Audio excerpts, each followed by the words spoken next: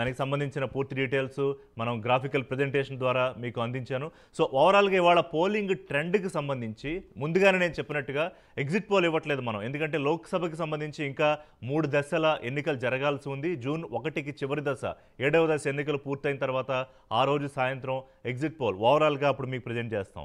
కానీ ఇవాళ ఆంధ్రప్రదేశ్ అసెంబ్లీ అలాగే పార్లమెంట్కి సంబంధించి, తెలంగాణ పార్లమెంట్కి సంబంధించి జరిగిన పోలింగ్ సరళి, ఏ ప్రాతిపదికన పోలింగ్ జరిగింది, ఓటర్స్ మైండ్ సెట్ అర్థం చేసుకునే ప్రయత్నం మాత్రమే ఇవాళ మనం చేస్తూ ఉన్నాము.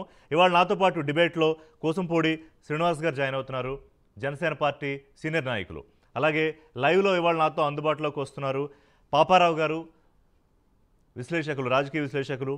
అలాగే ఆలపాటి రాజా గారు, మాజీ మంత్రి, తెలుగుదేశం పార్టీ సీనియర్ నాయకులు. చలసాని శ్రీనివాస్ గారు కూడా ఇవాళ డిబేట్లో నాతో జాయిన్ అవుతున్నారు.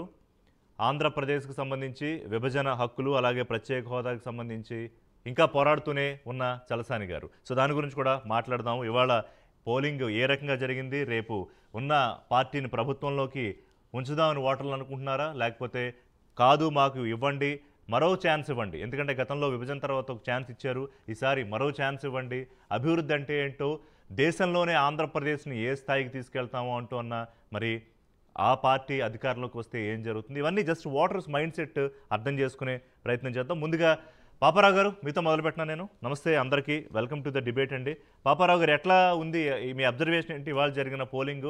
చివరి మనకి 5 గంటల వరకు చూస్తే ఇప్పటివరకు నేను అందించిన ప్రజెంటేషన్ ప్రకారం నాకు అర్థమైంది, చాలా చోట్ల ఓవరాల్గా 75% వరకు, యావరేజ్ చెప్తున్నాను నేను, 75% వరకు పోలింగ్ మనకి ఎలక్షన్ కమిషన్ ఇచ్చింది అయితే 70% ఇచ్చింది 5 గంటల వరకు. బట్ మన రిపోర్టర్స్తో మాట్లాడిన తర్వాత, ఇంకా క్యూలో ఉన్న తర్వాత దాదాపు 80%, అంటే ఎక్స్పెక్టెడ్ అవుట్కమ్ 83% అవుతుందనేది ఎలక్షన్ కమిషన్ అంచనా. దాదాపు మీట్ కూడా అవ్వచ్చు. ఏమనిపించింది మీకు ఇవాళ చూస్తే?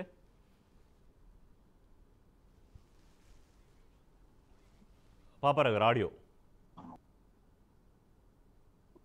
ఒకసారి. ప్రిలిమినరీ అంచనాలే కాబట్టి సరే, పోలింగ్ పర్సంటేజ్ భారీగా పెరిగింది అనుకుంటే, అంటే 85%, 83% దాకా వెళ్ళటం అంటే కూడా చాలా భారీగా పోలింగ్ పర్సంటేజ్ పెరగటమే. అవును, పోలింగ్ పర్సంటేజ్ పెరగటం ఎప్పుడు ఆల్వేస్ ఇండికేట్, అది నా దగ్గర మిగతా డేటా కూడా ఉంది. చాలా సందర్భాల్లో మీకు చరిత్రలో పార్లమెంట్ ఎన్నికల డేటా అయినా అది ఒకటి కూడా ఉంది. 77లో ఎమర్జెన్సీ తర్వాత ఇందిరాగాంధీ ఓడిపోయిన సందర్భంలో పోలింగ్ పర్సంటేజ్ బాగా పెరిగింది, 5% పైన పెరిగింది. అలాగే 1984లో ఇందిరాగాంధీ చనిపోయినప్పుడు మళ్ళీ పోలింగ్ పర్సంటేజ్ పెరిగింది, రాజీవ్ గాంధీ వచ్చారు.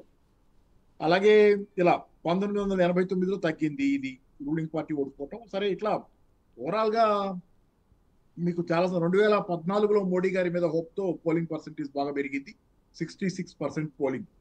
సరే, ఓవరాల్ పోలింగ్ పర్సంటేజ్ పెరగటం అంటే కనుక ఏంటంటే రూలింగ్ పార్టీకి కొంత ఖచ్చితంగా అది ఇబ్బందికరమైనటువంటి వాతావరణంగానే ఉంటుంది. ఎందుకంటే మీరు చెప్పిన, మనం అనుకున్న ఈ గణాంకాల ప్రకారం 83%, 85% పోలింగ్ అయితే కనుక లాస్ట్ టైం అయింది ఎంతంటే 2019లో 79.86% అయింది.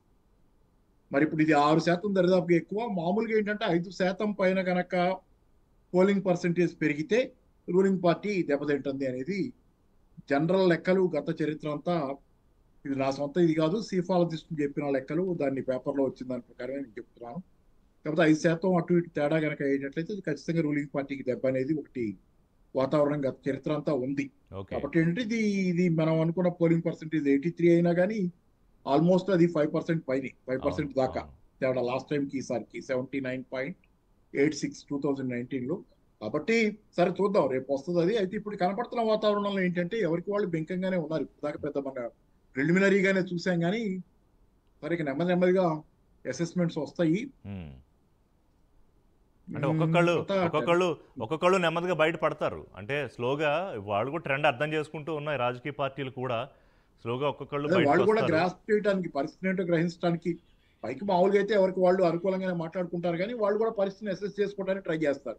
ఇందాక 2-3 ఎగ్జాంపుల్స్ వేరే ఛానల్లో చూస్తున్నాం. రోజా గారు కొంచెం నిర్వేదంగా మాట్లాడారని, ఇంకో ఛానల్లో ఎక్కడో ఎవరో లాస్ట్ మినిట్ లో ఓటింగ్ వచ్చి ఆయన డేలా పడిపోయినట్లు ఉన్నారనేది, అంటే రూలింగ్ పార్టీ వాళ్ళు ఇది ఉన్నది. సరే, అయితే ఏంటంటే ఇండివిజువల్ ఎగ్జాంపుల్స్ కావచ్చు, జనరల్ ఎగ్జాంపుల్స్ కావచ్చు, అది చెప్పలేము ఇప్పుడే. కాబట్టి ఏంటంటే చాలా సార్లు మనం ఎన్నో అంచనాలు వేసుకుంటాం. మన బయాస్లు కూడా కొన్ని ఉంటాయి. మనకు కూడా ఇష్టాలు ఉంటాయి కదా, మనుషులే కదా, అవి కొంత కూడా అవును. ప్రభావితం చేస్తాయి. కాబట్టి తొందరపడకుండా మన బయాస్ ని నెమ్మదిగా ఆ చెక్ చేసుకుంటా చేసే అంచనాలు మాత్రమే కరెక్ట్ గా ఉంటాయి. అయితే ఇనీషియల్ గా కనపడేది నాకున్న సైంటిఫిక్ డేటా, సేఫలాజికల్ డేటా అయితే కనుక మీరన్న 83% పైన పోలింగ్ అయితే కనుక అది రూలింగ్ పార్టీకి ఇబ్బందికరమైంది. ఎందుకంటే లాస్ట్ టైం 79.86, ఇప్పుడు 83% పైన అయితే అది 5% తేడా. 5% పైన చరిత్ర అంతా 5% పైన తేడా ఇట్స్ వచ్చినప్పుడు హ్యూజ్ రూలింగ్ పార్టీకి యాక్చువల్లీ అది ఇబ్బంది అయింది. 5% ఇట్స్ హ్యూజ్ ఇది కదా పెరగడం గ్రోత్.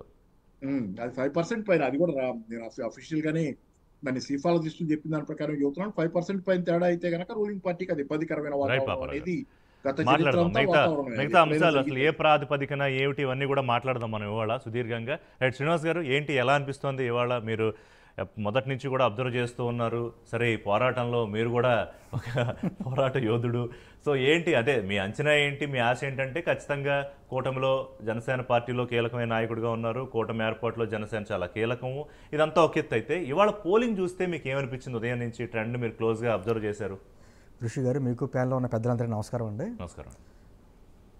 ఒక విధంగా ఎప్పుడూ లేదు అంటే ఎలక్షన్ అనేది ఎప్పటికీ అదేదో ఒక విధమైనటువంటి సంక్రాంతి సంబరంలాగా ఇక ఇతర రాష్ట్రాల నుంచి ప్రయాణాలు మొత్తం బస్ స్టాండ్లు, రైల్వే స్టేషన్లు, ఎయిర్పోర్ట్లు అన్నీ ఫుల్ బిజీ అవ్వడం, అంటే ఒక ఉత్సాహం ఏదైతే చూపించారో అన్నది వాస్తవం. అవును, సరే, గతం కంటే కొంచెం పర్సంటేజ్ పెరుగుతుంది. కొంతమంది ఏమంటారంటే ఇంత బస్ స్టాండ్లు కిక్కిరిసిపోయారని చెప్పేసి వార్తలు వస్తున్నాయి, కానీ ఇక్కడ పర్సంటేజ్ అంత భారీగా ఏం పెరగలేదు కదా అనేటువంటి మాటలు వస్తున్నాయి. ఇక్కడ ఒక విషయం గమనించాలి ఋషి గారు, వస్తున్న వాళ్ళందరూ కూడా ఓటు ఉన్న వాళ్ళు కాదు. ఇప్పుడు చెన్నైలో కానీ లేకపోతే బెంగళూరు, మన కర్ణాటకలో కానీ ఇతర రాష్ట్రాల్లో సెటిల్ అయిన వారు రాష్ట్రం మీద ఉన్న ప్రేమతో కుటుంబాలతో సహా ఇక్కడ వచ్చి వారికి ఉన్నటువంటి బంధుత్వాలు కానీ స్నేహితులను కానీ అందరినీ కూడా ఒక చైతన్యపరిచి ఓటింగ్ వేయించేటువంటి కార్యక్రమాలు జరిగినాయి. అంటే వాళ్ళకి ఓట్లు లేకపోయినా అవును, తమిళనాడు కావచ్చు లేకపోతే కర్ణాటక. నేను మొన్న పిఠాపురం వెళ్తే ఒక ఫ్యామిలీ యుఎస్ నుంచి వచ్చింది. వాళ్ళు దాదాపు 70 సంవత్సరాల పైనటువంటి వృద్ధులు, భార్యాభర్తలు, వారి పిల్లలు కూడా వచ్చారు. వారికి పిఠాపురానికి ఓటు కూడా లేదు, కానీ వారికి పిఠాపురానికి సంబంధించి బంధువర్గం ఉంది. ఆ బంధువర్గం దగ్గర ఉండి ఈసారి మన రాష్ట్రానికి సంబంధించి ఓటు ఎంత ఇంపార్టెంటో, గతంలో మనం ఏ ఇబ్బందులు పడ్డామో ఆ ఇబ్బందులు లేకుండా ఒక సరైనటువంటి ప్రభుత్వం రావాలంటే ఏ విధంగా ఉండాలి, రాష్ట్రం అభివృద్ధి చెందాలంటే రాష్ట్రం మీద ఉన్న ప్రేమతో వచ్చారు చాలామంది. నేనంటుంది ఇవన్నీ కూడా ఒక గుడ్ సైన్స్. ఎందుకంటే ఇప్పుడు హైదరాబాద్ ఇంత మీరు చూపిస్తున్న లెక్కలు కూడా చూసాం. హైదరాబాద్ లాంటి ఇక్కడ ఎక్కువ విద్యావంతులు ఉన్నటువంటి నగరంలో కూడా ఎప్పుడు 40% దాటి ఓటింగ్ రాదు. 50 వస్తే అది పెద్ద గ్రేట్ అన్నట్టుగా వండర్ అని చూపిస్తున్నారు. అంటే ఓటు దాని మీద దాని విలువ, దాని బాధ్యత మనకంటే కూడా గ్రామీణ ప్రాంతాల్లో ఎక్కువ ఉంటుంది. గ్రామీణ ప్రాంతాల్లో ఒక నానుడు ఉండేదండి పూర్వకాలం కూడా, ఎంత వృద్ధులైనా నడలేని స్థితిలో ఉన్నవారు కూడా ఓటు వేయకపోతే చనిపోయిన కింద లెక్కేసేవారు. నేను ప్రత్యక్షంగా చూసా పోలింగ్ సెంటర్లో. అంటే చిన్న షేర్ చేసుకుంటున్నా మీతో. ఏదో పొరపాటున ఒక 68 ఏళ్ళు ఉంటాయి, ఏదో ఓటు కుదరలేదు, రాలేదు ఓటు, లేకపోతే ఎవరో వేసేయడం. ఆ గొడవ ఏంటంటే, అంటే నేను బతుకున్నానా చచ్చిపోయినా ఓటు వేయకపోతే నాకు ఎట్లా అని తను అధికారులను ప్రశ్నించిన పరిస్థితి. అంటే నా ఓటు ఎందుకు లేదు, ఒకవేళ ఓటర్ లిస్టులో పొరపాటున పేరు మిస్ అయినా లేకపోతే అక్కడ ఏమైనా ఇబ్బంది పెట్టినా వికలాంగులు కూడా అక్కడికి వెళ్ళి అంటే ఆ చైతన్యం గ్రామాల్లో ఉంది. అది పట్టణాల్లో వచ్చేటప్పటికి ఏమవుతుందంటే ఓటు రోజు అంటే ఒక సెలవు దినం ఉంది, చైతన్యం సోషల్ మీడియాలో ఉంది. అంటే పేపర్ పుల్లు అంటాను. అంటే నేను అంటుంది ఈ పోస్టులు పెట్టడం అట్లా సరిపోతారు, కానీ నిజంగా ఓటు ఏంటి, దాని బాధ్యత ఏంటి, విలువ ఏంటి అన్నది గ్రామీణ ప్రాంతాల్లో తెలుసు. వీళ్ళకి తెలుసు, కానీ ఆ రోజు ఒక సెలవు దినం ఎంజాయ్ చేయొచ్చు, ఒక 2 హాలిడే అనేటువంటి భావన ఇంకా ఉంది. మనం ఎంతోమంది మీలాంటి మీడియా వారు కావచ్చు లేకపోతే ప్రజా సంఘాలు ఎంతమంది చైతన్యపరిచినా ఇక్కడ మార్పు రాలేదు, అక్కడ మార్పు వచ్చింది. కాదు, రాజకీయ పార్టీలుగా ఇక్కడ చిన్న ఈ విషయాన్ని కంక్లూడ్ చేద్దాం. రాజకీయ పార్టీలు కూడా ప్రయత్నం చేస్తున్నాయా? ఖచ్చితంగా లేదండి. రాజకీయ పార్టీలు ప్రయత్నాలు, ఏ పార్టీ అయినా సరే తీసుకొచ్చి ఓటింగ్ వేయించాలని ప్రయత్నాలు చేస్తూ ఉంటాయి కదా. ఇండివిజువల్గా వారి బాధ్యత వారికి తెలియాలి కదా. ఇప్పుడు బలవంతంగా ఏదో సామిలా అన్నట్టు గుర్రాన్ని ఎక్కడ వరకు తీసుకెళ్ళాం కానీ నీళ్లు తాగించలేమన్నట్టుగా. కాకపోతే ఈ రోజున నిజంగా ఏపీలో ఉన్నటువంటి వాతావరణం చూస్తుంటే, ఇలా హైదరాబాద్లో మనం ఉన్నాం, హైదరాబాద్లో చూస్తుంటే వాతావరణం ఎలా ఉందంటే సంక్రాంతికి ఉన్నట్టు హాలిడేలాగా రోడ్లన్నీ ఖాళీగాను, అసలు ఖాళీ లేని పరిస్థితుల్లో ఉన్నాయి. అంటే ఒక విధమైన చైతన్యం అయితే అక్కడ వచ్చింది. ఆ చైతన్యం ఎందుకు వచ్చింది, దానివల్ల మార్పు ఏంటి, ఒక నిజమైనటువంటి మార్పు రాష్ట్రంలో ఏ విధంగా రాబోతుంది, వారు కోరుకుంటున్న ప్రభుత్వాలు ఏ విధంగా ఉండాలి, రాష్ట్రంలో ఏ విధమైనటువంటి ఒక అంశాలు ప్రధానంగా ఉండాలి, ఏ అంశాలు ప్రధానంగా ఉండాలి, ఏ అంశాలు వెనకాలంగా ఉండాలి. ఎందుకంటే నిజమైనటువంటి ప్రధాన అంశాలు వెనక్కి వెళ్ళిపోయినాయి. ఇప్పుడు అంతా కులాల మధ్య, మతాల మధ్య, ప్రాంతాల మధ్య పోరాటం అన్నట్టుగాను ఒక రకమైనటువంటి వాతావరణం అయిపోయింది. గొడవలకి ఏమైనా అర్థం ఉందా? అసలు చెప్తున్నాను చూడండి, ఇప్పుడు ఆల్బర్ట్ రాజు గారు కూడా ఉన్నారు కాబట్టి చెప్తున్నా, ఆ తెనాలి కాన్స్టిట్యున్సీలో ఎంత దుర్మార్గం. అతను నిజంగా మాట్లాడాడు, ఇక్కడ అందరూ రూల్ ఫర్ ఆల్, మనకి ఇక్కడ రూల్ ఒకరికొకరుగా ఉండదు, అందరికీ అంతా ఒకటే, మీరు లైన్లో లేకుండా లోపలికి వెళ్ళి ఎందుకు ఓటేసారు అన్న మాటకి లోపల నుంచి బయటకు వచ్చి ఆ వ్యక్తిని ఆ విధంగా, చిన్న వ్యక్తి కాదు కదా, ఆ వ్యక్తిని ఆ విధంగా కొట్టాడు అంటే అది ఎంత సిగ్గుచేటంటే ఆ సౌండ్ రాష్ట్రమే కాదండి, దేశం మొత్తం వినిపించింది. అహంకారం అది. అంటే ఆ సౌండ్ దేశం మొత్తం వినిపించింది, నేషనల్ మీడియా కూడా చూపించింది. ఈ రోజున ఆంధ్రప్రదేశ్లో పరిస్థితులు ఎలా ఉన్నాయి, అధికార పార్టీకి సంబంధించినటువంటి సిట్టింగ్ ఎమ్మెల్యే ఒక ఓటర్ని, తన నియోజకవర్గంలో ఓటర్ని ఆ విధంగా కొట్టాడు అంటే, తిరిగి కొట్టించుకున్నాడు అంటే సిగ్గుచేటు. అంటే రాజకీయ ఆ ఫ్రస్ట్రేషన్ ఏంటి అన్నది రాజకీయ నాయకులు కనిపిస్తుంది. ప్రజాసేవలో ఉన్నప్పుడు అండి ఏ పార్టీ అయినా కానివ్వండి శ్రీనివాస్ గారు, కొంత ఓపిక సమయం ఉండాలి. ఇవాళ నేను వెళ్ళా 10 నిమిషాల్లో ఓటింగ్ అయిపోతుంది అనుకున్నా, 1:50 నిమిషాలు పట్టింది.